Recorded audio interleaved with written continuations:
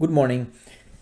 So let's go over a couple of more examples. Not these examples. In fact, this example for today will not be related to the problems we're going to solve later.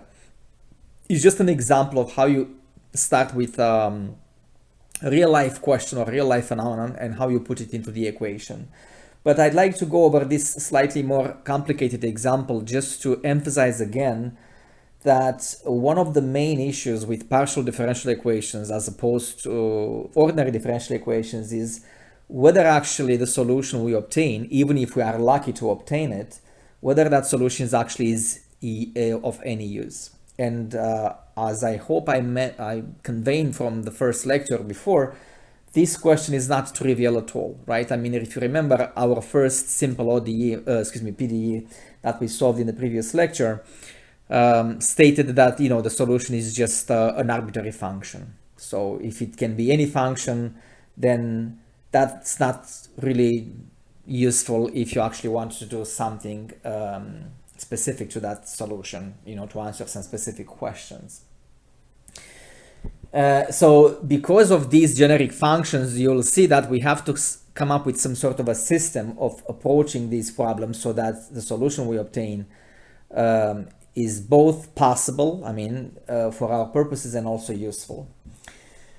So without further ado, let's go over this example, which is basically an example from population dynamics. Again, this is not an area that we're going to cover in this class. We're going to focus primarily to solving equations that arise from engineering, like the heat equation or the wave equation. But this is a nice example because it's intuitive to an extent, since it comes from demography. So let's think about the population that we want to model, and to keep things very, very simple, let's say we have a population and we want to model so a population modeled by birth and death rates. There are many other factors in a demographic population or demographic model, but at the very least, you should have just a birth rate and a death rate for that population. Now, to justify it for a PDE class, let's introduce a second variable besides the time. Remember, usually the time is by default one of the variables. So one of the variables will be the time, denoted by t, and then in addition to that, let's also consider the age of each individual, denoted by a. So you have basically two variables, the time, let's say in years if you want, and then the age of that person. So that means the dependent variable, the stuff that you want to put into the equation, let's call it u of a t. This could denote the population of age a at time t. And then, as with all dynamical systems, you want to put in equation the rate of change of this population. So let's actually go over this process of how you put this into the equation, kind of like we did it in calculus 1, right? If you want to basically figure out the small change, the change in the population for a small amount of time, right? So for a small change in time t. So let's say you have a small time change from a to a plus h, and during that time interval, let's say you have a death rate which is also specific to the age. So let's say we have d of a, the age specific death rate, right? If you introduce age in the population model, many of the demographic factors like the death rate or the birth rate will also depend on the age. So if you look at this population, so if you focus on this dependent variable and you look at the time interval between t and t plus h, notice that that population of age a also will age by the same amount, right? So if age units of times passed, that's how much everybody aged during the same interval. So this is actually a nice application. You will see later, a nice application to the directional derivative from calculus 3. So I don't know actually if calculus 3, I don't think it's a prerequisite for, well, maybe it is, I guess, for a prerequisite for this class, but even if it's, I mean, if it's not, you can look it up for a directional derivative, but most of you who take this class should know this already from calculus 3. The idea is that you look at the rate of change of a quantity along a certain direction, which in this case, it's actually a direction along the vector 1, 1. So if you look at the domain of the function u, which depends on, let's put t on the horizontal axis. So the domain depends on both t and a. Imagine you have the point here, the starting point here, t and a. So let's say this is the point over here. And then from this point, if you add h units to each, let me do it here a little bit nicer here on this left side of the page. So let's say this is the point t, this is the point a here, and then you add h units. So this is t plus h, and that many units here, a plus h.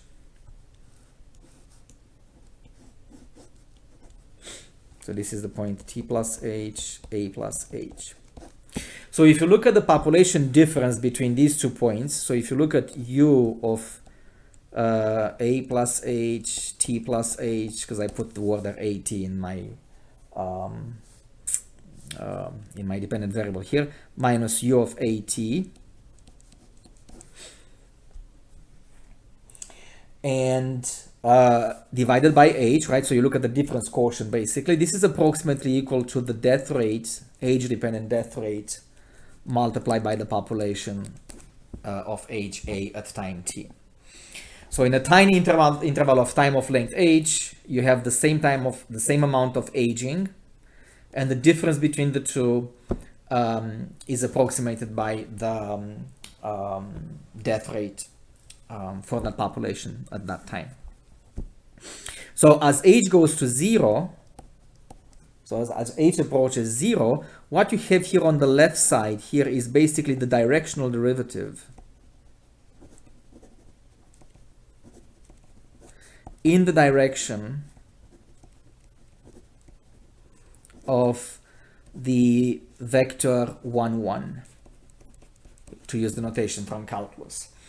1, 1 because it's the same amount, right, of increase along the horizontal, along the vertical axis.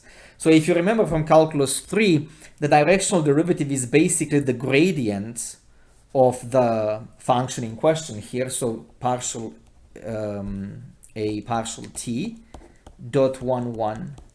That's what you have on the left hand side as h approaches 0, which is basically given by, and on the right hand side is that death rate times u of at. So normally in calculus 1, if you remember, this would be a typical difference quotient when you have a change just on a single variable. Here both variables change, but along the direction 1, 1. The key thing here is along the direction 1, 1, because for any increase in the time calendar of time, the same aging appears for that population, right? So if you look at the population of HA at time t, and then you look, let's say 10 minutes later, you have an increase of 10 minutes along the t-axis and an increase of 10 minutes in the age axis. So this is not that important for our purposes. Suffices to say that this dot product, once you of course write it down explicitly, gives you the PDE, which basically models the full problem here that we're talking about, right? So that's going to be u partial a plus u partial t equals minus d of a u of at. Minus, of course, is because it's a loss on the population, right? So the death rate means a negative contribution to the population, right? That's the death rate. So that would be basically the PDE, which gives you just change of the population of HA at time t. You may notice here I actually didn't talk about the birth yet, right? I said that for a demographic model, you need to have the birth and the death at the same time.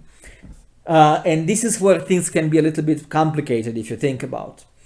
So the PDE gives you the rate of change of the generic dependent variable for a generic variable t and a, whereas if you think about the birth in the population, says something about the population, or says something about u of 0t, right? Because birth means age a equals 0. So that's not part of the equation. That has to be some sort of initial information, or what we call later a boundary condition. Right? So these are informations on the edges of the domain here. If you look at the domain of U, which is again given by both variables t and a, any information about the birth occurs basically along the t-axis when a is equal to 0. So it's not part of a generic value of the function at at for any point over here in the domain, but it's an information along the boundary of the domain.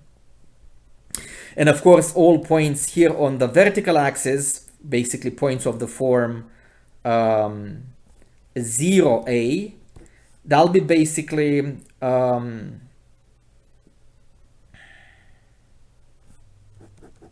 so to maintain the order here, u of a0, that will be initial population, right? So population of age a, initial population of age a when t is equal to 0.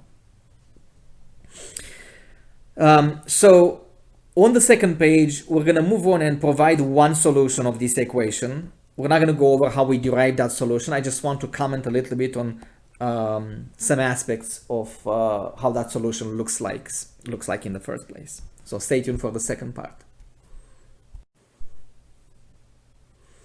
All right, so I wrote it again.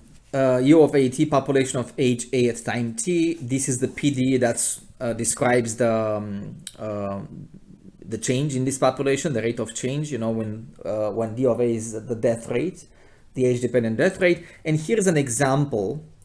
This is a completely unrealistic example, but let's say it serves a purpose because I can give you an example for the solution without too much trouble. Let's say d of a is 2 times a, which is a huge overstatement, right? It's a very exaggerated death rate, right? I mean, that basically would say the death rate is the double of the age of that person, which is obviously not realistic. But let's say that's the death rate, and then the equation becomes minus 2a times u. And here's the function which, if we plug it in, you will see it satisfies the PDE under some assumptions, of course, which I won't get into it right now. I just wanted to convince yourself that this weird format does indeed satisfy the PDE once you plug it in. So let's take the solution in the form of the exponential e to the power some function of t minus a squared. So this weird exponential format. And for this f, let's just say that f is differentiable. Normally we will assume any conditions that needs to be assumed, but otherwise it's an arbitrary function. So I want to illustrate how in this case as well the solution will actually depend on an arbitrary function, which basically is the one of the difficulties that you have to overcome with the development of certain tools in order to actually make use of this solution and do something with it if you solve actually a real life problem.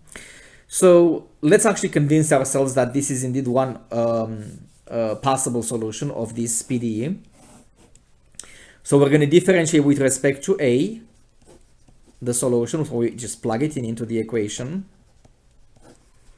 plus partial t of the same.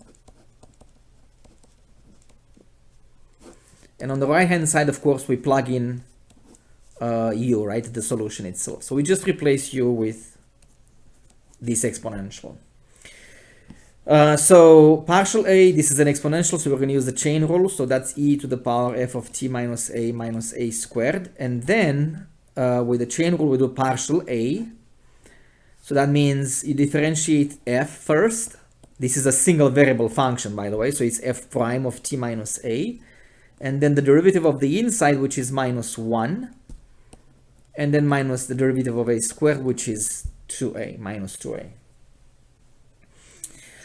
Then partial t of the second term. So that's going to be again e to the f of t minus a squared. And then f prime of t minus a times the derivative with respect to t of t minus a, which is 1. And then minus 0, right? Because partial t of a squared will be 0. All right, so the exponential will cancel if you differentiate, if you divide it on both sides.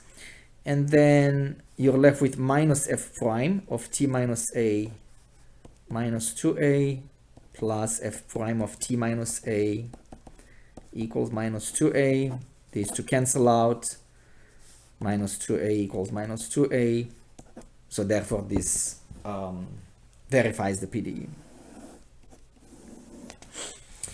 Okay, so I hope everybody is convinced that we would expect in such cases, again, even if we are lucky, and we often are not that lucky, even if we are lucky to find such nice closed formats of the general solution, there's not much we can do with it if we don't have some initial or so-called boundary conditions. Once again, what do you do with the solution? That's the question you ask yourself right now. If that's all there is to it in terms of solving a PDE, the question is, what do you do with it? If someone says, so first of all, someone could say, is that the only thing, right? I mean, is that truly the general solution? Does that cover all possible solutions? And by the way, the answer is no. In fact, if you actually write a minus t instead of t minus a over here in the exponent, you will see that also satisfies the PDE. So even if you find a solution in that form, in the case of a PDE, it's not even clear that actually covers all possibilities, like all general solutions in that format. And then secondly, what do you do with it in the sense that, okay, I mean, if someone says, what's the population 100 years from now of age 50? You have arbitrary functions. That's the key thing, right? I mean, the fact that you don't know what that function is, you need to actually match it with some sort of initial condition. So basically, the main problem, we can even write it here as a remark, the main problem is that this function f of t minus a eventually must be found from some matchings with initial and or boundary conditions. In some books, people say only boundary conditions. They don't make a distinction between initial and boundary conditions. That's actually kind of fine. Now, the initial condition usually is reserved for all conditions for which the time is equal to 0. So that's kind of like a little bit of language issue here. In the case of ordinary differential equations, it's an important distinction because initial value problems, so problems in which you have all initial conditions that you need, have a unique solution. In the case of boundary value problems, there's a mixture of initial and boundary conditions, and usually it's a rather complicated problem to actually prove the existence and uniqueness in those cases, unless, of course, you know the solution exists and is unique from the physical phenomena that you describe with the problem. So meaning that from the physics of it, you know that those are the correct conditions that will lead to the existence and uniqueness of solutions. We'll talk about that more later. For now, I wanted to point out that for the example here with the population that I gave you, when you think about these initial and boundary conditions, things can be actually quite complicated. So let's go back again to the domain of U, of the population of age a and time t. And again, before you think about the math, let's ask ourselves, what do I need to know to completely describe the evolution of a population, right? So we need the death rate, so that's part of the equation. It's over here. But we need the birth rate, right, as well. So how would you actually describe the birth rate? Well, the birth rate gives you an information about at time t of the population of age 0. So how would you describe, for instance, what is u of 0t? Well, I mean, for that you may need probably an age-dependent birth rate. And that's usually in these problems given in form of a density type of function, right? So that means you have some sort of integral basically for this birth rate, right? So basically if you have beta of a, the age-dependent birth rate, that means at any given moment of time, this population u of at will give birth at the rate of beta times a. So that's going to be basically the newborns at time t coming from a population of age a. So then how many newborns in total in the population? Well, that's given by typically an integral. Now, because here I don't have an upper bound for the age, you can put an improper integral, although in practice we have some sort of upper age, because that's going to be, nobody lives an infinite amount of years. But essentially this quantity u of 0t, the newborns at time t, comes from this integral. When you multiply the age dependent birth rate with the population, and then you integrate over, so here is dA, over the entire age interval. So in practice, again, this will be like from 0 to some maximum age maximum birth rate u of at dA. Again, we're not going to worry with this too much. I want to give this example here just to show that this initial piece of information that you need can be actually quite complicated. In this case, in the population models, it's actually an integral. In the case of physical equations that we're going to study, these guys can be actual, known functions, as you will see later. You may also need probably some initial age distribution. So for example, initial condition, right? At time 0, how many people of a certain age do we have? So at time 0, how many people of each age do we have? All right, so all of these are basically boundary conditions. Again, this one, u of a0, you can call it initial condition because it's something about time 0. You just can call them all together boundary conditions. This is because, again, you look at the domain of the function over here in this interior of the of this coordinate system, and then all of these informations, the newborns are basically information about points on the t-axis here, right? I mean, when a is equal to 0, u of a0, the initial size of people of age a at time 0, these are information about points on the vertical axis. So this is essentially the boundary of the domain, boundary of u of at, of the domain of u of at. So on the last part of the equation, I want to basically describe briefly how do we attack this problem of, in fact, matching these arbitrary functions that are part of the general solution with these initial pieces of information, which will motivate our first chapter in the course, namely Fourier series, Fourier sine and cosine series. So stay tuned for the last part. All right, so we mentioned already that this arbitrary function needs to match the initial data. But the problem is that the initial data may take very different forms. in forms of different functions, or maybe even data points that cannot be even represented by known functions. So for example, if you look at the initial age distribution, to go back to the example before, basically the population at time 0, right, of age A. So you could have basically a population that concentrates more on the middle age, right? So for example, very few, let's say this is A, and let's say this is 100. So suppose the population is between 0 and 100 years old. You could have a population that is concentrated over here in the middle age portion.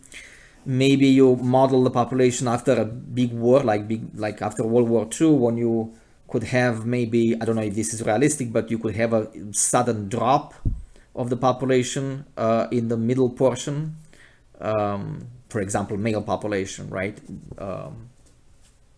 That died in the war. So you could have various shapes, again, depending on the application and the data points you have. Or again, it can be now known function at all. I mean, there's no guarantee that these shapes that I basically describe here can be represented by actual known function. I mean, you could say that, for example, this maybe looks like a wave. Maybe you can approximate it with a sine or cosine, who knows? Maybe with an inverted parabola, or maybe with neither of the two. The question here is, how can we deal with these various different types of functions as an input in order to actually determine that generic function that is part of the solution? So finally, we reached the main conclusion of this introduction, which will give us essentially a springboard to the first topic of the class. One way to deal with these situations, right, with handling different types of functions that have to be matched with the generic functions that I need to find. One way to do this is to basically represent these different functions using the same type of simpler functions. This is what basically gives you something you studied already in Calculus 2, the so-called series representation. In Calculus 2, you did that using power series, basically. So as a reminder from Calculus 2,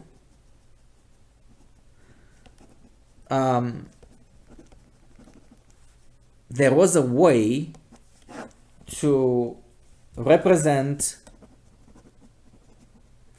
different functions with completely different properties and shapes. So represent different functions using a set of simpler functions. The same set of simpler functions for all of these variety of different functions. So those in Calculus 2, you did that with power series. So let me give you a couple of examples. You proved in Calculus 2 that the function 1 over 1 minus x can be represented by this power series as long as x was between minus 1 and 1. There are some conditions of convergence, right, for this to be true.